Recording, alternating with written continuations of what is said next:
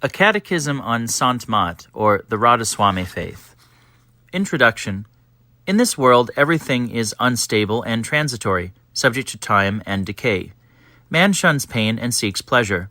Unaware of what constitutes real bliss and happiness, he regards the pleasures of his senses to be real happiness. Even the learned and intellectuals are engrossed in the sensual pleasures, and run after name and fame.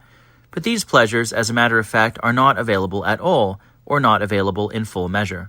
One always remains obsessed by the fear of losing them. Also, by frequent enjoyment, these pleasures become stale and insipid, giving rise to desire and lust for more.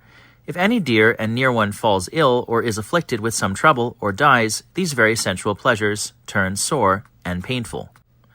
The source of all pleasures, happiness, and enjoyments is our surat, spirit, ruh, or jivatma. When we put anything in our mouth, its taste is felt through the tongue, but the tongue is inert and lifeless. The current of our surat, spirit, comes to it and contacts the article, and thus taste is obtained. Same is the case with all the sense organs of perception and action. It is because of the presence of the current of spirit at a particular organ of sense that pleasure is obtained. If the current of surat, spirit, does not flow to a sense organ, no taste will be felt at all. As, for instance, in the state of coma or unconsciousness, when surat, spirit, is withdrawn, no taste is experienced if anything is placed on the tongue. In the state of dream, when no material objects are present and the organs of senses are also dormant, surat, spirit, and mind, through their currents and internal sense organs, enjoy all pleasures. Physical ailments and troubles are not felt. In the two states of dream and sound sleep, the attention of the worldly people descends to lower centers, and that of the practitioners of Surat Shabd Yoga rises upwards. Accordingly, if one, by any means, can create a state of dream in one's wakeful condition, then one can enjoy whatever pleasures one may like, and can also escape the discomforts and worries of the world for the duration that state lasts. If one, by some means, rises to the center or the seat of Surat, spirit, then, even without the help of any internal sense organ, and without any effort or inconvenience, one can have whatever pleasure one desires, easily and in a high degree of purity and intensity.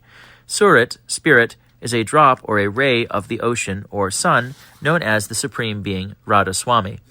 If it reaches by some means that ocean or sun, it can attain such an infinite and boundless bliss and joy as cannot be described.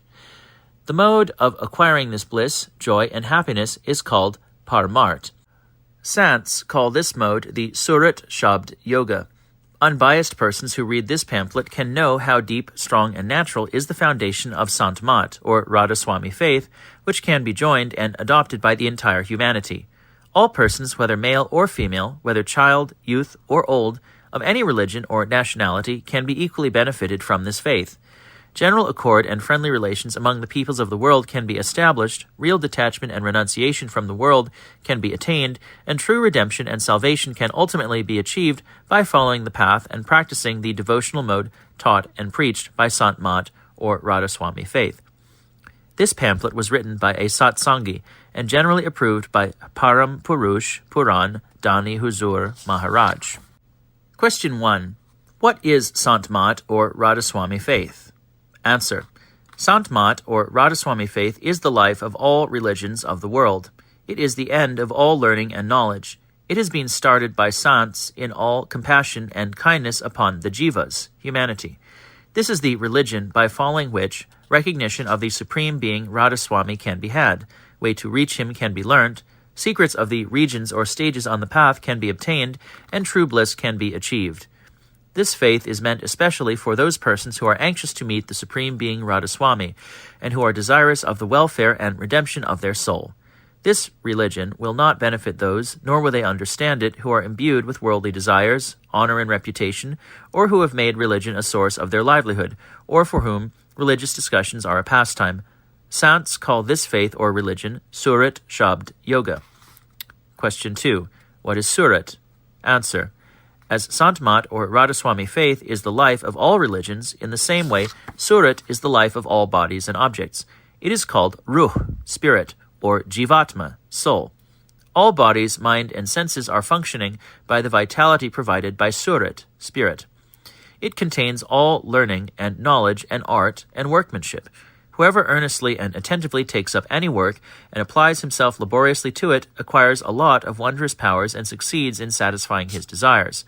The seat of Surat, spirit, in the pind, body, is behind the eyes, and its source is Adi Shabd, the first manifestation of the Supreme Being. Question 3. What is Adi Shabd? Answer. Adi Shabd is the creator and lord of all. This is also called Adi Nad, prime sound, or Avaz-i-Ghaib, sound from the invisible. The Shabd, or word, or name which appeared from the region of the Vedas is called Anhad Shabd, or Shabd Brahm. In Persian language, it is described as the Hukum-i-Malik, command of the Lord, or Kudrat-i-Kul, omnipotence. It has been said in the Bible that in the beginning was the Word, and the Word was with God, and the Word was God. The efficacy of Shabd is laid in every religion, but its secrets and details are not to be found in the books of any of the religions. Saints alone have disclosed those in their compositions and discourses somewhere by hints and in esoteric language, and somewhere openly and clearly. Below are given the stages of Shabd. 1. The highest and the topmost region, which in fact cannot be termed a region, is called Radha Soami, Anami, nameless, and Aka, indescribable. This is the beginning and end of all, and encompasses the entire creation. Everywhere it is, in essence, the mercy and energy of this region that are functioning.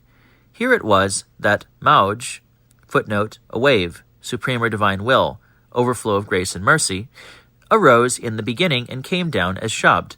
This is the abode of Param Sants. With the exception of rare Sants, no one had access to it, and one who has access there is Param Sant. 2. Below Radhasoami Pad, abode, leaving two regions of Agam and Alak in between, is the region of Satnam, i.e. Satlok. It is highly refulgent and pure. It is the beginning and end of the entire creation below it. In Sant Mat, it has been referred to as Satlok, Sachkhand, Mahanad, Sar Shabd, Satnam, and Satpurush. Satpurush is called True Lord and Creator, and he is Ajar, undecaying, Amar, undying, and Avinashi, indestructible. Sants are incarnations or embodiments of Sat Purush. By his omnipotence were evolved Sohang Purush, Parabrahm, Brahm, and Maya. 3. Shabd of Sohang Purush. 4. Shabd of Parabrahm, which maintains and sustains the creation of the three loks, worlds. 5. Shabd of Brahm. It is also called Pranava. This Shabd created subtle and Brahmandi, Veda, and Ishvari Maya. 6. Shabd of Maya and Brahm, which evolved the material for the creation of Triloki, the three worlds. Below the Shabd of Maya appeared the Shabds of Bhairat Purush, Jiva, and Mana, mind. In these times, nobody is conversant with spiritual practices, and if anybody speaks of Shabd Abhyas, he refers only to the Shabds of lower regions. Generally, people take the Shabd of Bhairat Purush to be the creator of all. Question 4. Is there any difference between the internal or heavenly Shabds, sounds, names, words, described above, and the mere conventional names uttered by tongue for carrying on the day-to-day business of life in the world? Answer. Yes, there is a difference between the two.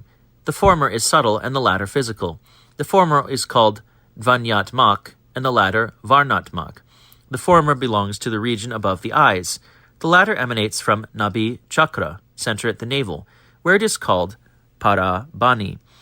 Then, passing through the heart and throat centers where it is termed Pashyanti and Madhyama, respectively, it comes out from the mouth and is called Vaikri, through the medium of which is carried on the business and management of the entire world. It is Shabd, sound, which can make one laugh or weep, or become angry, friend or enemy, master or servant. When this Shabd, sound, which emanates from lower and coarse centers, possesses so much power, that Shabd, which manifests from higher and subtler planes, must possess much higher powers. Accordingly, the same subtle Shabd is carrying on the functions of the three worlds and the regions above them. Question 5. Why is Shabd called the guna, quality or attribute, of Akash, sky, ether? Answer. It means that Shabd is the life of the sky or ether. Guna means essence or ruh, and guni is he who possesses that guna. In short, Shabd vivifies Chidakash, spiritualized sky, the region above the eyes. Question 6. In all religions, great importance has been attached to the Nam, name, of the Lord, and it has been enjoined to recite or utter his Nam, name. Is there any connection between that Nam and Shabd? Answer. It is the Shabd, sound, which is the real name of the Supreme Being. Utterance of the Nam, name, means keeping that Dun, sound, always in one's mind. But it is useless to repeat Ram, Ram, or Allah, Allah, or any other similar name by tongue, without knowing its secrets and details and the mode or method of repetition, for elevation of Surat, spirit, and redemption will not be secured thereby. Secrets and details of Nam can be learnt from the Satguru of the time. Question 7. What is the relation between Surat, spirit, and Shabd, sound? Answer. The relation between Shabd and Surat is the same as between the ocean and its wave, the sun and its ray. Surat, which is like a drop, has got separated from the ocean of Shabd, and stuck in the mire of covers and bondages.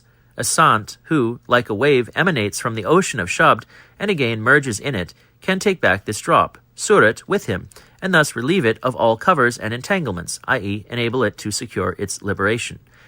Question 8. What is bandhan, bondages, and what is moksha, liberation? Answer. Surat has descended from the highest region.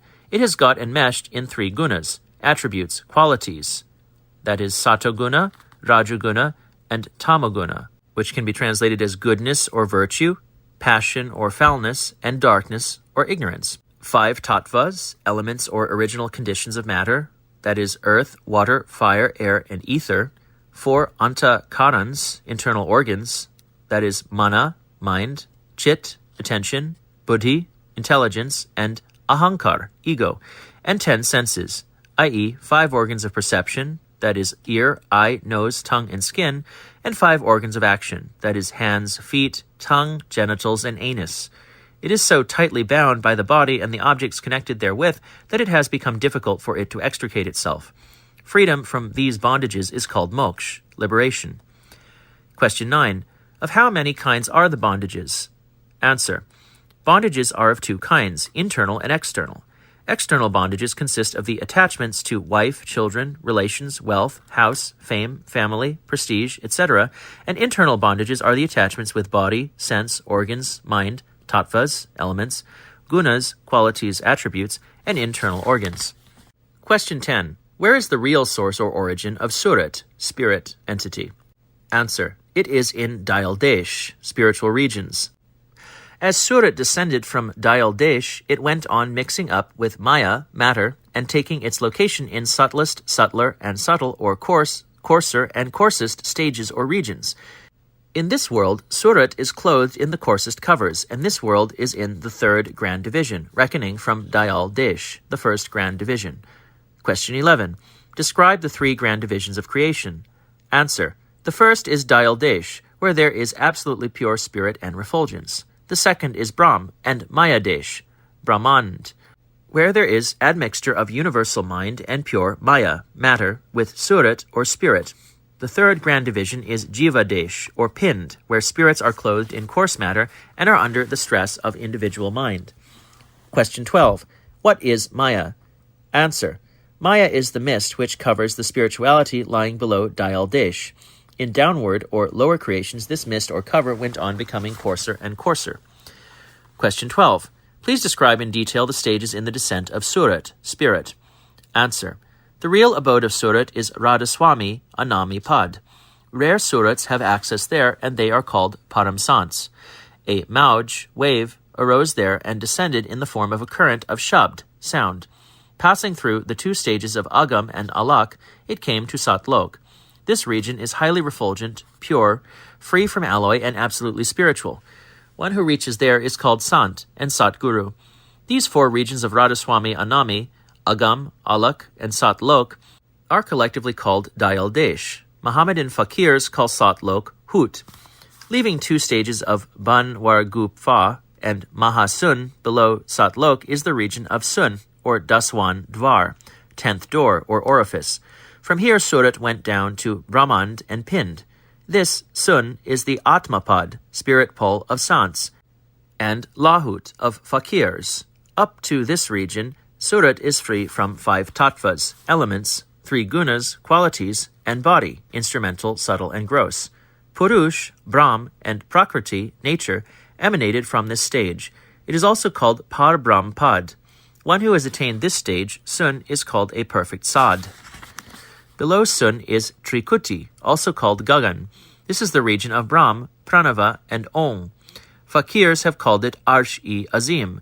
From this region, Trikuti, have emanated 3 gunas and 5 tattvas in their subtlest form, and the words or sounds of the Vedas and other revealed books, and the subtle matter of entire creation, and pure Maya. This region, Trikuti, is also called Maha Akash. The presiding deity of this region is Brahm, but Sants call him Brahmandi Mana, universal mind. Fakirs call him Khuda-i-Azim, or great God. Below Trikuti is Sahas Dal Kanwal, also called Jyoti Niranjan, Shiva Shakti, etc. In Sant Mat or Radhasoami faith, a novitiate is instructed to take this stage as the starting point. Sants call it Nij Mana, higher mind. From this region originated the subtle elements, sound, tangibility, form, taste, and smell, followed by coarser elements, ether, air, fire, water, and earth, and subtle senses and organs, and pran and prakritis. An impression or reflection of this plane is received first by the third till, which is situated behind and midway between the eyes, and then extends to both the eyes. Chirakash, subtle Akash, which is called by some Gyanis as Brahm, originated from Sahastal Kanwal and permeated the body, i.e. pinned, and the entire creation below this region, and this is called Vyapak Chaitanya. The description of higher celestial regions ends here. Below this are 6 material regions in pinned, material spiritual region, which are in fact the reflex of the higher regions. These 6 stages are Kat Chakras, 6 ganglia. The first ganglion lies midway between and behind the 2 eyes. Surat, spirit, is located here. The second ganglion is in the throat. Here, Jivatma, with the help of the subtle body, causes dreams. This is also the center of pran, vital air diffused throughout the body. The third ganglion is in the heart. Here is the location of the Pindi Mana, individual mind. Thoughts and vagaries originate from here, and the effect of grief and joy, fear and hope, and pain and pleasure is felt here. The fourth ganglion, that at the navel, is the reservoir of gross pran. The fifth is the Indri Chakra, genitals. It regulates the creation of physical body. The sixth ganglion is at the rectum. It draws the breath current from the ganglion at the navel, and through it supplies energy to the lower parts of the body, that is, legs, feet, etc. All the above stages, high and low, are represented within the human body. The lower regions extend from the center at the rectum to one behind the eyes. For this reason, the boundary of pinned, material spiritual region is up to the eyes, and it is also called the expanse of 9 apertures. Above eyes, from Sahastal Kanwal, begins Brahmand, spiritual material region, which extends below Daswan Dvar, Sun. The latter is Par Brahmand. Above Mahasun is Dayalbagh, region of pure spirit and mercy. Question 14. What are the 12 Kanwals, lotuses, centers? Please give a detailed description of their names and regions. Answer. The regions high and low described above are also called 12 Kanwals or lotuses, and they are reckoned from below.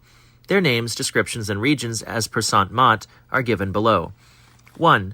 Guda Chakra is the Kanwal or lotus of 4 dulls, petals, leaves. Its deity is Ganesh. In the bygone days, yoga practices commenced from here.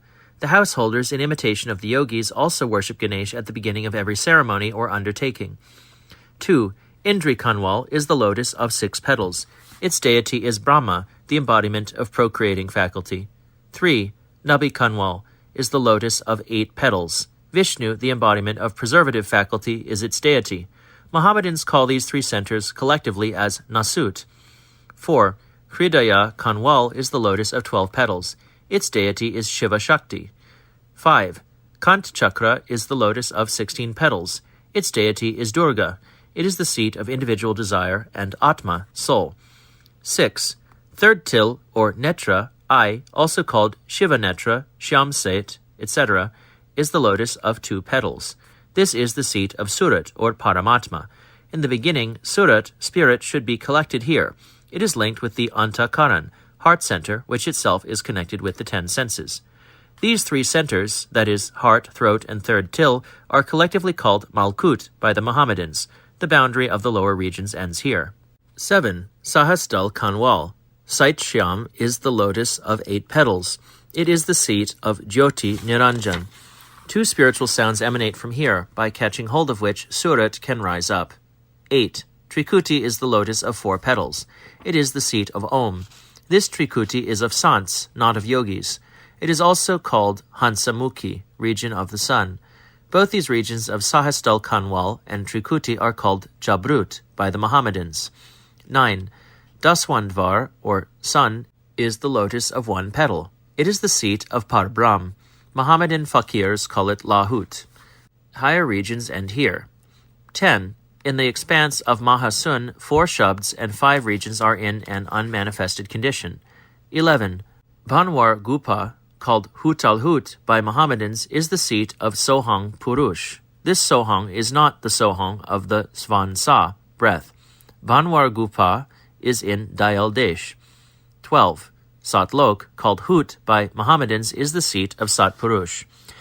There are 3 more regions above it which were not disclosed by the previous Sants. In the present time, Radhasoami Dayal has disclosed these stages or regions clearly and openly. Question 15. What is dal, or petal? Answer. Vrittis and dars, currents, are called dals, or petals. Those in Pind are called vrittis, conditions of mind, and those of the regions of Brahmand are called dars, currents. Question 16. When all these regions or stages are inside, how are they related to and connected with the physical body? Answer. Body is of 3 kinds, that is, stul, physical frame, gross form, sukshma, subtle form, astral body, and karan, causal frame, instrumental form. The physical body, which is visible, is a cover or wrapper over and tool or medium of the Atma, or soul. It functions in wakeful state only. Pain and pleasure pertaining to the physical body are felt in the wakeful state only. Similarly, subtle body comes into play in the state of dream, and causal or instrumental is connected with sushupti, the state of deep and sound sleep. That is to say, these 3 are covers over surat. In other words, surat is a self-conscious force of innumerable currents, originally rays of pure light. Stage by stage, these currents got mixed with matter, and as the admixture increased, the currents began to assume form and become coarser and coarser. Question 17. Please explain the above by illustration. Answer. There is nothing so subtle and powerful as surat. An illustration of water is given to make the point clear. Only the point of similarity should be considered. At first, water was very subtle and invisible. It successively assumed the forms of gas, cloud, vapor, and finally fell as rain on the ground, in a coarse form. At some places, as mud, it became very coarse, and at other places, due to cold, it turned into ice and became altogether motionless and lifeless. Thus, from ice to cloud, water assumes different forms and gets endowed with different powers. It sometimes assumes form and at other times becomes formless. But when it passes into the gaseous state, or becomes still subtler, it becomes very powerful and rises up and merges into higher regions. In the same way, surat has no form, but on mixing with maya, matter, and assuming covers, it takes the form of the covers. As the admixture increases, the power of surat goes on diminishing, concealed under the covers. Just as fire blazes forth when ash is removed from smoldering embers, so on being detached from these covers and attracted to shabd, surat will regain such powers that, loosening the knot of jar and chetan, matter and spirit, and removing the barriers of Brahmand, it will enter Satlok and Radhasoami Anamipad. Then only will it be released from the cycle of births and deaths. Question 18. What is the knot of jar and chetan, matter and spirit? Answer. The mind and senses, body, and all worldly objects are jar, inanimate, material. Surat is chetan, life, energy. They began to mix at Trikuti, which is the region up to which Maya has influence. The knot of jar and chetan was first tied there. If, by means of abhyas, spiritual practices, surat rises to this spot, stage by stage, penetrating the regions through which it had descended, then the knot of jar and chetan will be untied, and the covers of Maya will be left behind at their respective stages below Trikuti. They cannot rise higher up. Question 19. How is it possible that the entire Brahmand universe is connected with and represented in the human body? Answer. Although the regions of Brahmand are vast and distant, they are connected with the human microcosm by electric currents, which are invisible. By the practice of Surat Shabd Yoga, Surat, spirit, withdraws from the entire body and rises to higher regions of Brahmand. For the duration it stays there, it will enjoy the bliss of those regions, for the ganglia or centers in the human body are connected with the corresponding regions of Brahmand. The rays coming from the regions of Brahman to the corresponding ganglia or centers in the human frame may be likened to a telescope by which distant places and objects can be seen. The sun, the moon, the stars, etc. are connected with the human eyes by means of the rays coming from them. It is because of this link or connection that the human eyes see them. Question 20. The Supreme Being is said to be omnipresent. How can he have his abode? Answer. The Supreme Being is omnipresent and has a particular abode as well. At one pole, the spirituality is highly concentrated and intense, and at the other it is in a diffused condition, in the same way as the sun has a particular region or place of location, and is also all-pervading in the whole of the solar system by means of its light or rays. Question 21. What benefit will accrue from raising and elevating Surat to higher regions by means of abhyas, spiritual practices? Answer. In the first place, Surat will be impressed with the good attributes of those regions. Secondly, when it leaves the body, it will immediately reach the higher regions and will enjoy the bliss there for a considerable period of time. It will not be influenced by the evils, passions, etc. When it finally reaches Satlok, it will be wholly released from the thraldom of Maya and the cycle of transmigration. It will become free from death and decay and get everlasting happiness and bliss. It will absolutely be relieved from the pain and pleasure of bodies. Question 22. What is the proof that higher regions are purer and more lasting and blissful? Answer. The greater is the intensity of spirituality or spirit force at a place, the more blissful, comfortable, and lasting it will be. The region, which is absolutely free from Maya, is everlasting and abounds in bliss and joy. Question 23. How can the evil propensities such as kam, etc. be overcome by abhyas, spiritual practices? Answer. In reality, the root of these evils is in Brahman. They are in the subtlest form there. In Pind, they manifest themselves in subtle and coarse forms. As Surat rises to higher regions by performing abhyas, the force of these evils is diminished. When Surat gets across Pind and Brahman, it will become absolutely immune from the effects of these evils. Question 24.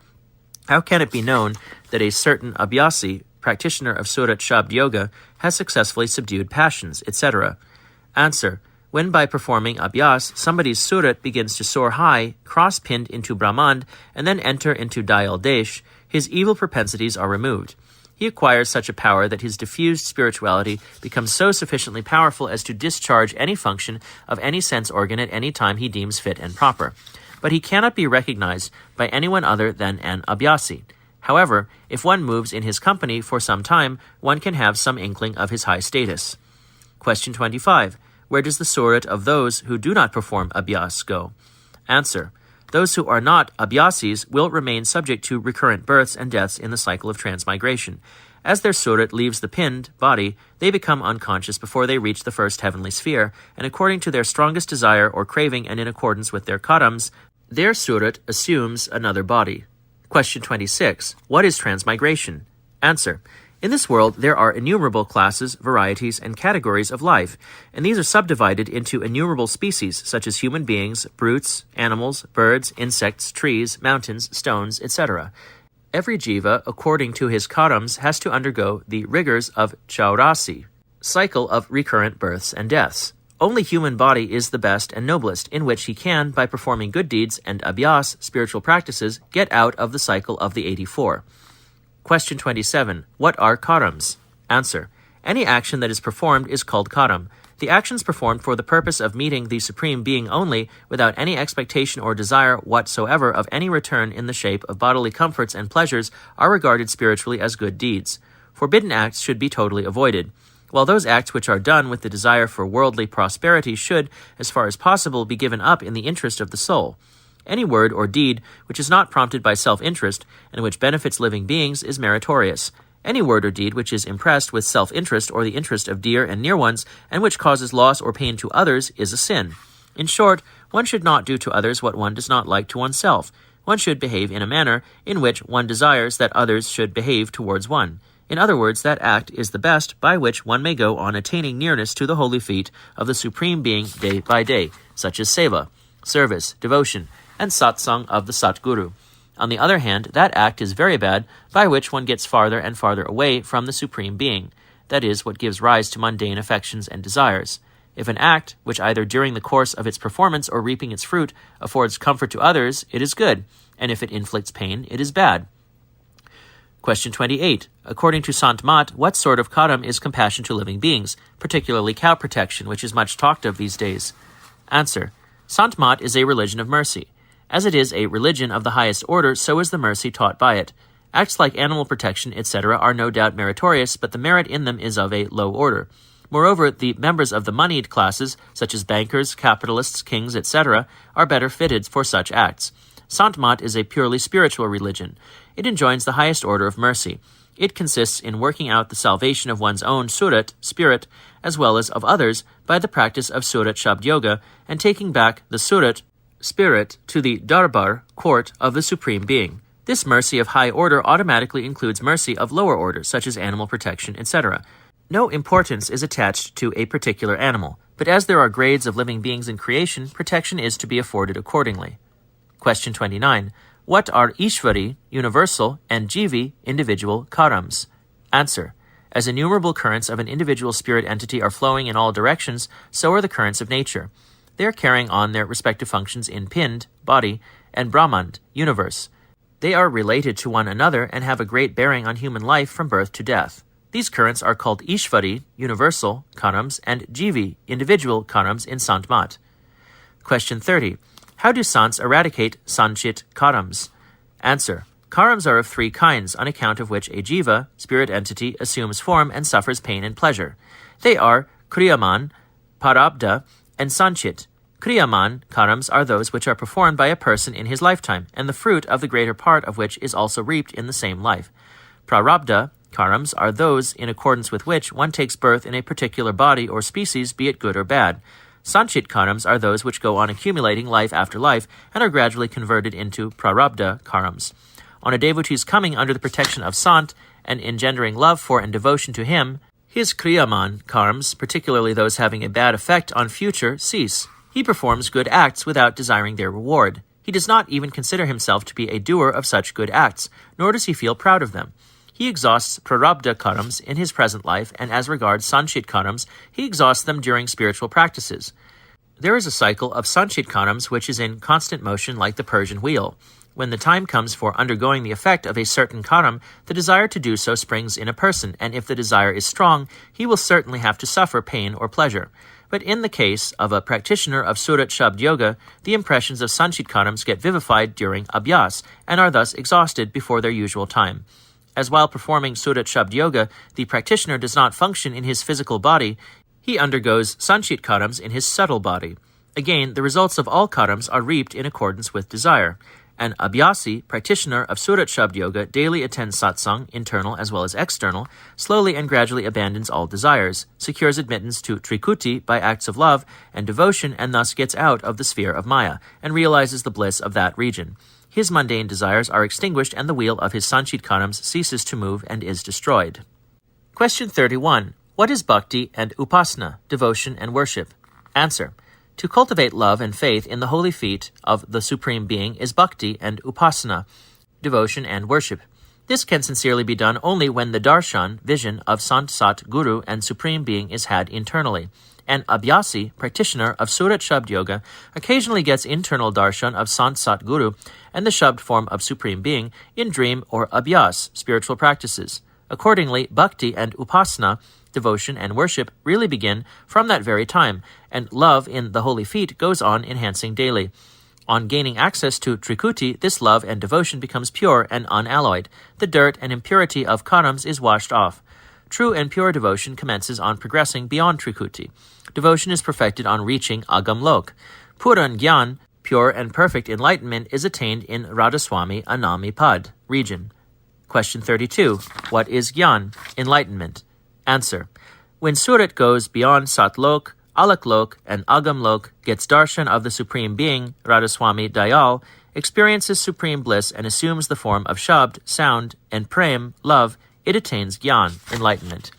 Here, the abhyasi, practitioner of Surat Shabd Yoga, is out of the bounds of Maya and nature. This is called Abed Bhakti, undistinguishable devotion, and true redemption. Sant Mat discards rituals and observances of the previous yugas, ages, worship of idols and devtas, gods, and mere bookish knowledge, as nothing can be gained by these activities. It is simply a waste of time, energy, and riches. Moreover, in these times it is not possible for everyone to act according to the rules of rituals and observances of the former times.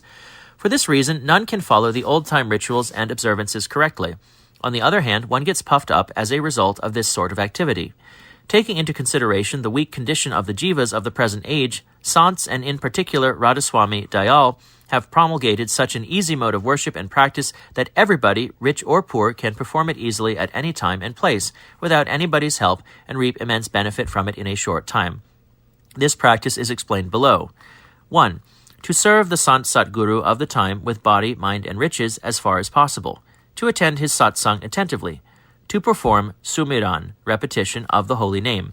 To help, according to one's means, the poor and needy, without desiring name and fame, and without any consideration of traditionally sacred day or a festival. To read and study intelligently compositions and discourses of Sants daily, as they contain nothing but the praises of the Supreme Being, the description of love and devotion to Him, the practices of Surat Shabd Yoga, and do not contain fables and stories. All these activities constitute religious duties and deeds of Sant Mat. 2. To perform the practice of dhyan, contemplation as taught by the Satguru, with sincerity and eagerness. To listen internally to Shabd with Surat. To attend external satsang. To listen to the discourses of the Satguru of the time, or of a true and loving devotee, and to follow such of these discourses as are applicable to oneself, with love and cheerfulness, and to enhance daily love and faith in the holy feet of the Supreme Being Radhasoami Dayal. These activities constitute upasana, worship, in Sant Mat. 3. When these two practices are properly performed, a glimpse of the Svarup, form, of the true Supreme Being, Radhasoami Dayal, will be had internally. In this way, the Abhyasi, practitioner of Surat Shabd Yoga, will slowly and gradually become Shabd Svarup, i.e. the form of Shabd. This is Gyan, enlightenment. Question 33. How does Surat, spirit, enter pinned, body, and leave it? Answer. By the ordainment of the Creator. When the time of birth comes, Surat, in accordance with its strong desire, and karams, impressions, enters the body. Its spirituality gradually pervades all the lower chakras, centers, ganglia. The pran, breath, etc. immediately starts functioning. When the time of death approaches, the diffused spirituality of Surat begins to withdraw from the Guda chakra, the lowest center at the rectum, causing restlessness and unconsciousness. This withdrawal slowly reaches the plane of eyes, when Surat leaves the body and passes through the third till, eye. Surat, on appearing before the god of death, takes another birth according to its desires and karams, impressions. The process of coming in and going out of Surat can be observed at the time of birth and death of an individual. But the case of the Surat of a practitioner of Surat Shabd Yoga is different. As he daily performs the practice of withdrawing and elevating his spirit current, he can, without restlessness and becoming unconscious, raise his diffused spirituality, attention, and his surat to the third till, and then to a higher region, access to which he has secured by the practice of Surat Shabd Yoga. Nay, even before death, at the time of pain or any other time when he so desires, he can save himself from pain by withdrawing and raising his surat to a higher plane, and experience great joy and happiness by tasting the current of amiras, amrit, nectar, coming from Brahmand or Dayal Desh, or the feet of Radhasoami Dayal. Question 34. When was Sant Mat promulgated? Answer. Formerly, the practices of pranayam, breath exercise, and piercing the 6 centers or ganglia were in vogue, thereby wasting practically the whole of lifetime, but even then complete salvation was not achieved. Moreover, slight negligence in the matter of abstinence, etc., would involve many a risk and difficulty.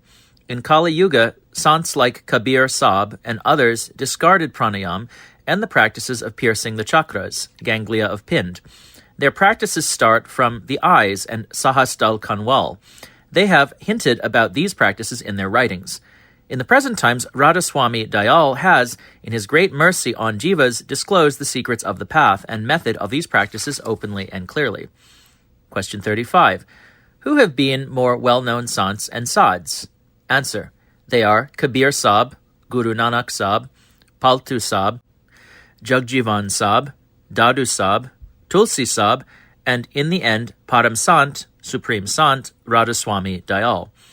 Question 36. Why are Sants called incarnations of Sat Purush? How does the Supreme Being manifest his entire power, knowledge, and wisdom in a tiny human frame? Answer. The Supreme Being is the reservoir and source of all knowledge, wisdom, goodness, and virtue. These attributes are also present in the human entity, though in miniature. This is the reason why it is said in Sant Mat that the Supreme Being is like the ocean and the jiva is like a drop. All jivas, human entities, are like that drop or wave, which has, issuing forth from the ocean, got mixed up with earth and stuck in mud and enveloped by them. But the surat of a saint is like a wave which rises at the time of tide and proceeds hundreds of miles through a river and then returns to the ocean. Every such wave can, therefore, be called ocean. This wave takes along to the ocean on its return journey all such waves as have mixed up with mud or earth or have been surrounded by them. In other words, the current of the surat of a saint is connected with the holy feet of the Supreme Being. When he descends into the body, he functions like an ordinary human being. But when he reverts to Sat Lok, there is no difference between him, Sant, and the Supreme Being. Question 37. Are the miracles and display of the extraordinary powers of previous Sants, as given in the books of their religion, correct? Answer.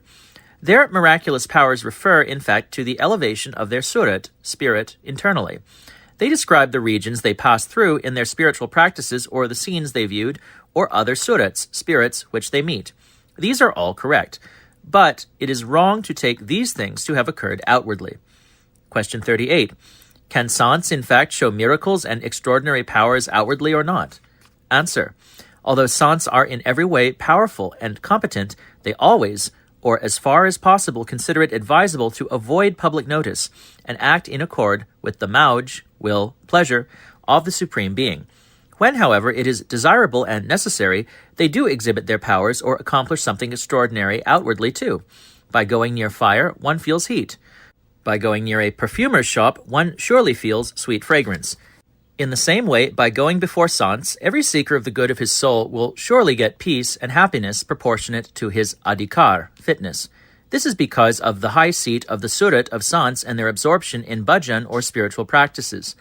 True paramarthis, devotees, always receive special grace in the enhancement of internal bliss and exaltation of their surat, spirit, and mind.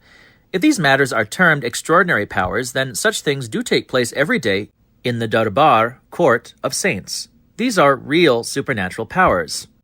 Sincere satsangis, devotees, always notice the grace of the Supreme Being in their affairs internally and externally. All these are really miracles and supernatural powers. Question 39. How to recognize the Sant Satguru? Answer. In the first place, Sant abides in Sat Lok. He alone can be called a Sant. He preaches and initiates in Surat Shabd Yoga and is himself absorbed in Shabd. Secondly, when a loving and deserving seeker goes in his presence, his surat, spirit, and mind spontaneously begin to withdraw inwards and rise up, and he experiences joy and happiness. Thirdly, the discourses of a Sant are very concise, deep, and effective, and satisfy and convince a listener in proportion to his fitness.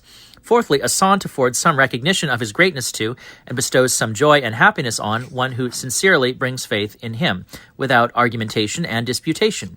Fifthly, a Sant's mode of living accords with his teachings. Sixthly, a Sant watches over the welfare of his devotees. Question 40. What is the difference between Sant Mat and other religions of the world? Answer.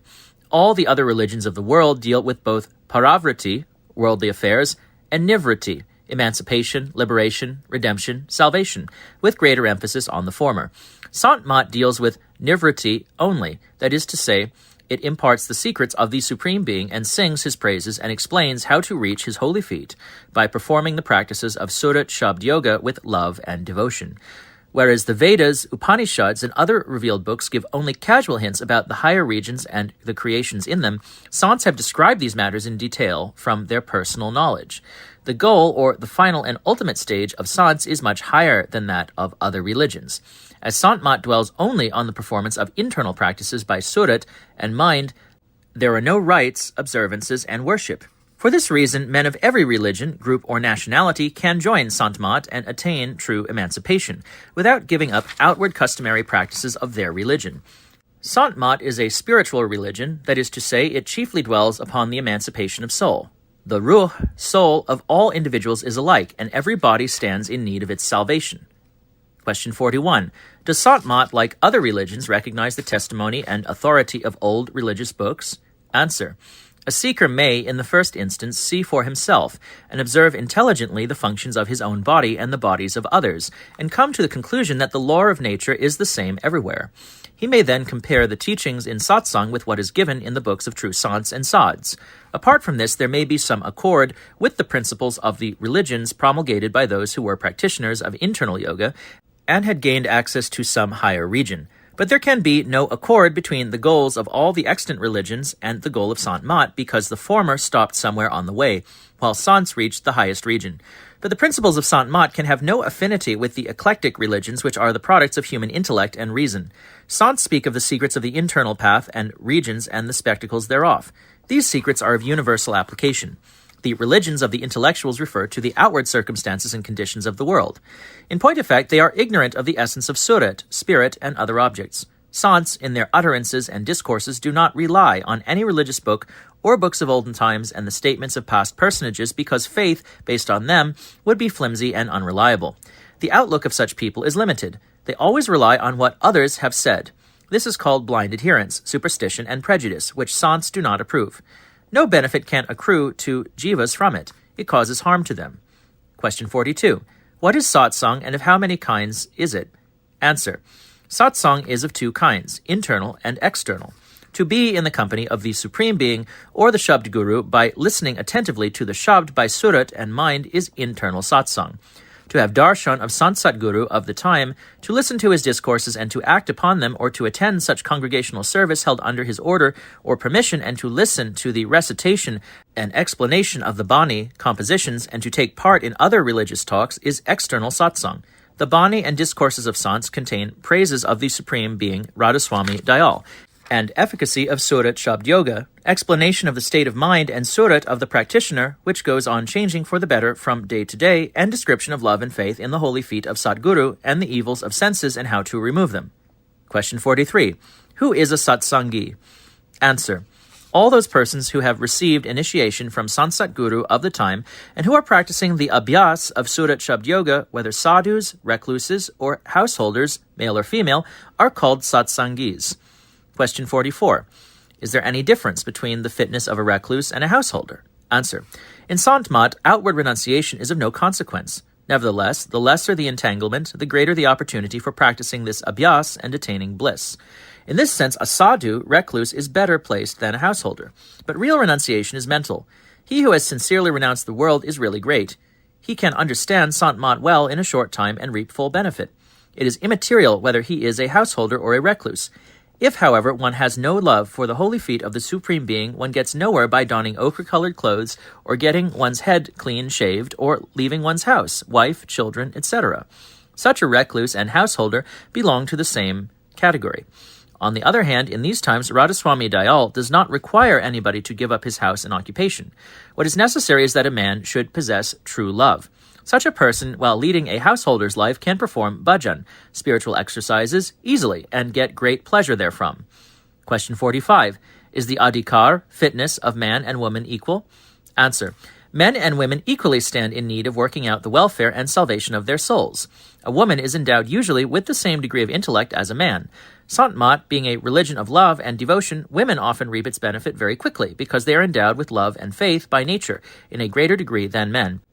As man and woman join in all matters, and according to Shastras a woman is of equal status, so also in Sant Mat, man and woman are considered of equal fitness and status. Radhasoami Dayal now showers his grace on both men and women squarely, inasmuch as the same initiation is given to both. Some respected, good, and virtuous ladies have attained a high status in Paramart, spiritual regeneration. Question 46. How is the abhyas of Surat Shabd Yoga performed? Answer. The current of Shabd sound is coming from higher regions. It is resounding and reverberating in the inner recesses of every being at all times. This Shabd or sound is to be heard by Surat or spirit, i.e. one has to apply one's Surat to the current of Shabd inside and raise it along the same current beyond Pind and Brahmand. This abhyas practice is called Surat Shabd Yoga. Question 47. If the current of Shabd is coming down from above, how will the current of Surat rise upward along with it? Answer. Surat rises up like a fish in a current of water falling down from above.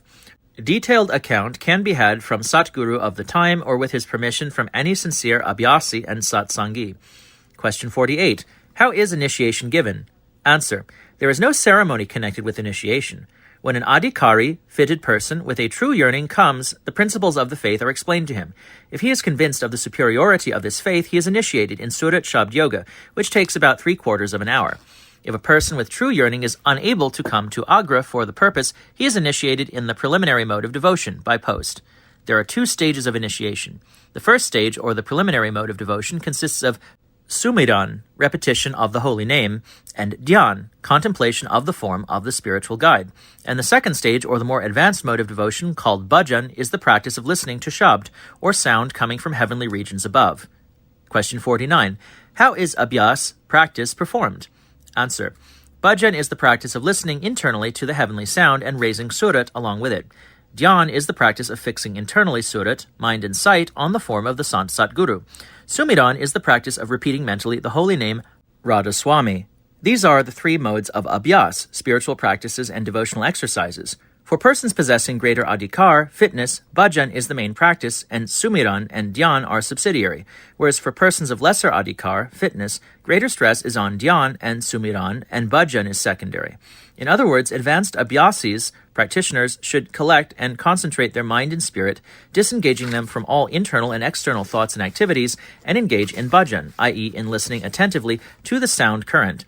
The less advanced abhyasis should, in the first instance, perform sumiran and dhyan for some time for collecting and concentrating their mind and spirit, and then to engage in bhajan.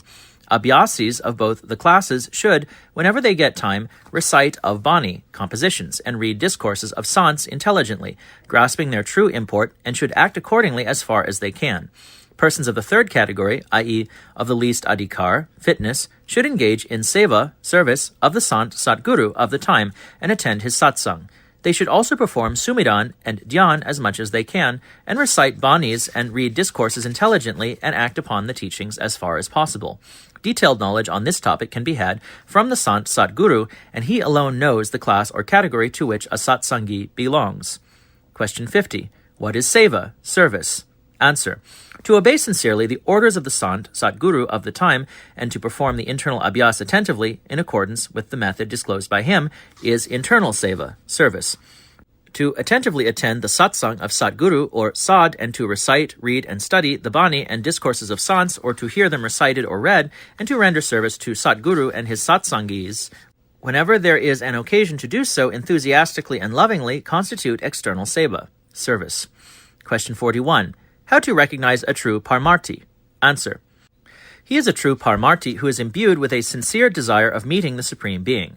In his heart of hearts, he does not depend on anyone except the Supreme Being and the Sant Satguru. He regards the practices which would take him to the Darbar, court of the Supreme Being, as the most important work, and if necessity arises, he is prepared to sacrifice all the objects of the world to achieve this end. A Parmarthi is he who abhors sensual pleasures and longs for Parmart. He has no affection for wealth and progeny. He does not hanker after worldly objects. He is not a slave of his body and senses. He has discarded sleep, hunger, and lethargy. He is afflicted with the pangs of separation from his beloved. He roams about in search of a true Sad and Guru. Question 52. How should a true Parmarthi, seeker of spiritual regeneration, and Abhyasi, practitioner of Surat Shabd Yoga, behave? Answer. He should minimize talk, food, and sleep. He should engage himself in worldly affairs only to the extent necessary. He should be sincere in his dealings. He should perform bhajan, sumiran, and dhyan with love, yearning, and sincerity, as much and as many times as he can. He should serve the Satguru of the time lovingly and earnestly and to the extent he pleases. He should scrupulously abstain from meat, wine, and other intoxicants. He should attend the satsang of Huzur Radhasoami Dayal as much and as frequently as possible. If such a satsang cannot be availed of, he should recite his Bani and read his discourses carefully and intelligently, thinking that they are addressed to him. He should always avoid kusang, i.e. the company of worldly people. He should not waste his time. He should disengage and detach himself from such activities as tend the spirit current to flow outward. He should turn his mind and surat inwards. He should not raise any unnecessary and improper desires for riches, honor, and pleasures of the world. Question 53. What is inward and outward flow of mind and surat? Answer. The outward flow refers to surat's attachment through the sense organs to the objects of the world. To turn it, surat, inside, detach it from worldly objects, to engender true love and faith in the holy feet of the Supreme Being, and always to remember his nam, name, dham, abode, and swarup, form, constitute inward flow of surat. Question 54. How can one make one's surat flow inwards? Answer. There are different methods of turning surat inwards for recluses and householders. In the first category is he who has cut off all worldly connections and ties, who has adopted the saran, taken refuge, of Satguru Radhasoami Dayal, and who has supplied lodging, boarding, raiment, and other necessities by Satguru. It is incumbent upon such a person to recite Bani and read discourses for an hour at least, twice or thrice every day, and as a rule daily to perform Dhyan and Sumiran for 3 hours and Bhajan for another 3 hours. If satsang is available, he must attend it, and in that case it will not be necessary to recite Bani and read discourses separately. He should perform Sumiran and Dhyan and Bhajan, each for 2 hours. He should always be vigilant and watchful on his mind. He should, as far as possible, refrain from indulging in improper thoughts and reveries. He should be careful that his mind does not lead him to evil acts. He should abstain totally from such evils as kam, krodh, etc., and the sensual enjoyments, which produce outward tendency in surat and mind, as, for instance, dance, songs, fairs, entertainments, shows, sauntering or lounging in markets, reading books of stories and novels, playing chaupar, chess, cards, etc., using hemp, opium, and other intoxicants which produce dryness, unconsciousness, and lethargy, and hankering after delicious dishes and showy dresses. He should always remember that the world is perishable and death is certain. He should serve the Satguru of the time with his body, mind, and riches, and should obey his orders. When he is troubled by any evil tendency, he should report to the Satguru and act as he orders. The foremost thing for a householder is to loosen and lighten his worldly ties and to maintain his connections only to the extent necessary.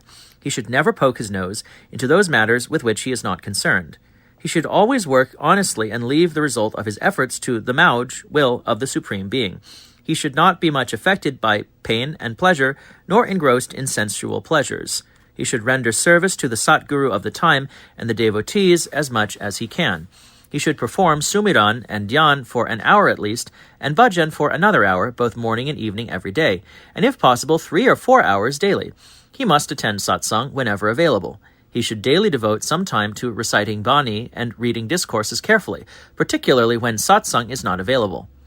Question 55. What is real love? Answer. Love is of 2 kinds, internal and external.